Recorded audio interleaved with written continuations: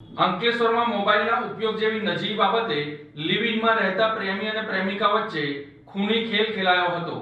અંકલેશ્વરના નવા બોરભાઠા બેટ ગામની તક્ષશિલા સ્કૂલ પાછળ આવેલી એક સોસાયટીમાં 24 વર્ષીય જગદીશ ઉર્ફે જગ્ગો, રમેશ રાઠોડ અને 30 વર્ષીય રેણુકા રાઠોડ છેલ્લા 4 મહિનાથી સાથે રહેતા હતા। જમતી વખતે મોબાઈલના ઉપયોગને લઈને બંને વચ્ચે બોલાચાલી થઈ હતી। થોડા સમયમાં જ આ બોલાચાલીએ ઉગ્ર ઝઘડાનું સ્વરૂપ ધારણ કરી લીધું હતું।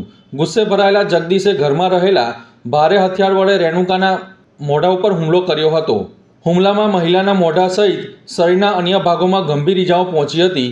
મહિલાની ચીસો સાંભળીને આસપાસના લોકો દોડી આવ્યા હતા અને તાત્કાલિક સારવાર માટે ગડખોલ પીએચસી સેન્ટર ખાતે ખસેડવામાં આવી હતી।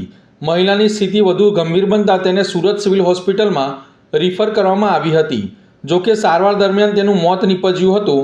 મૃતક રેણુકાએ અગાઉના પતિથી 2 સંતાનો હોવાનું જાણવા મળ્યું છે।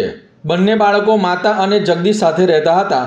માતાની નજર સામે જ બનેલી આ ઘટનાથી બાળકો ભારે આઘાતમાં સડી પડ્યા છે અને ઘટનાની જાણ થતાં અંકલેશ્વર પોલીસ તાત્કાલિક ઘટના સ્થળ પર પહોંચી હતી અને ગણતરીના કલાકોમાં આરોપી જગદીશ ઉર્ફે જગ્ગો રમેશ રાઠોડની ધરપકડ કરી હતી। પોલીસે હત્યાનો ગુનો નોંધી વધુ તપાસ હાથ ધરી છે।